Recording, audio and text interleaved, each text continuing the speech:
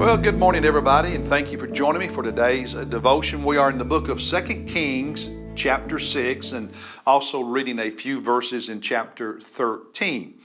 And what we have here are these amazing stories from the life and ministry of the prophet Elijah. But what spoke to me is in chapter 6, verse 12. So if you want to look at that with me real quickly, chapter 6, verse 12, one of his servants said, "No, my lord, O king, but Elijah the prophet, who is in Israel, tells the king of Israel the words that you speak in your bedroom." Now you're saying, "Steve, why did that speak to you?"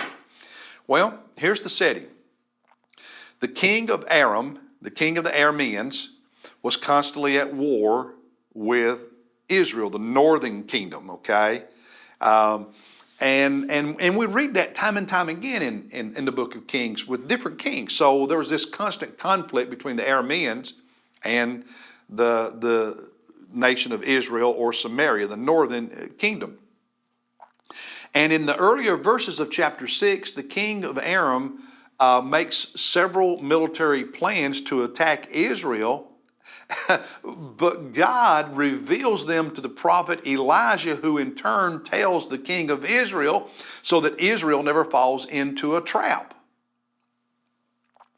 And after this happens a few times, the king of Aram becomes angry and frustrated and thinks he has a traitor in his camp. One of his advisors or military leaders or government officials must be betraying them and telling the Israelis, the king of Israel, about these military plans. And so in chapter 6, verse 11, the king of Aram speaks. It says, "Now the heart of the king of Aram was enraged over this thing."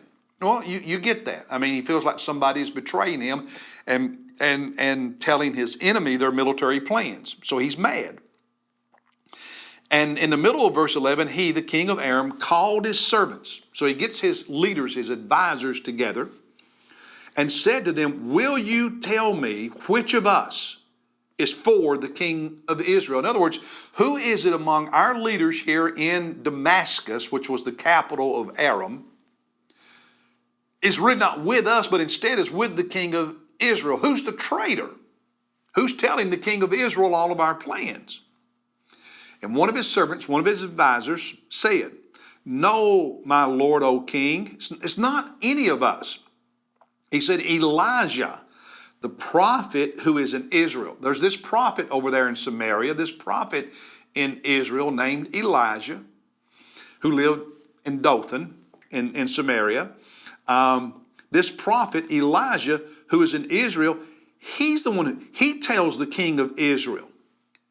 Remember, God reveals to Elijah, who then reveals to the king of Israel the military plans of the king of Aram.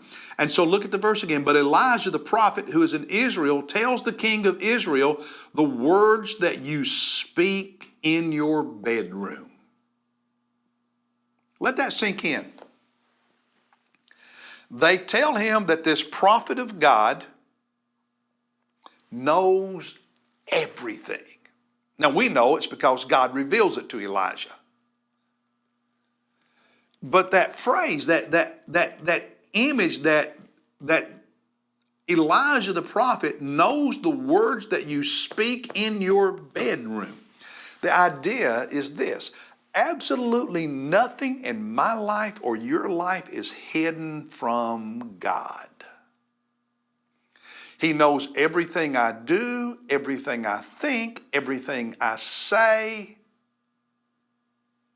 He knows absolutely everything.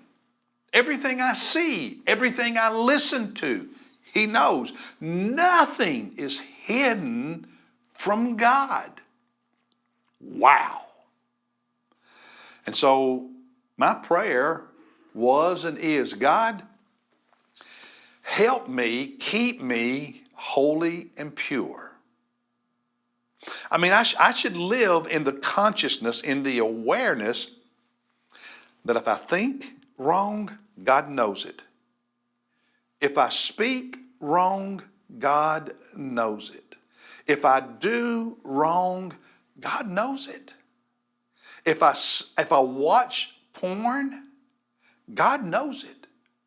If I listen to stuff I shouldn't, God knows it. And the awareness that every word spoken in my bedroom, everything in my life is like an open book to God, then my desire, my heart cry should be, God, let my words and my thoughts, my actions, what I look at and what I choose to listen to, make me holy and pure. Because you see when I do that, and you see when I don't. Rather than scaring you, it should encourage you to know that God is there to help you be holy. Because you're never out of His sight. He sees it all. That's the word for today. I'll see you tomorrow.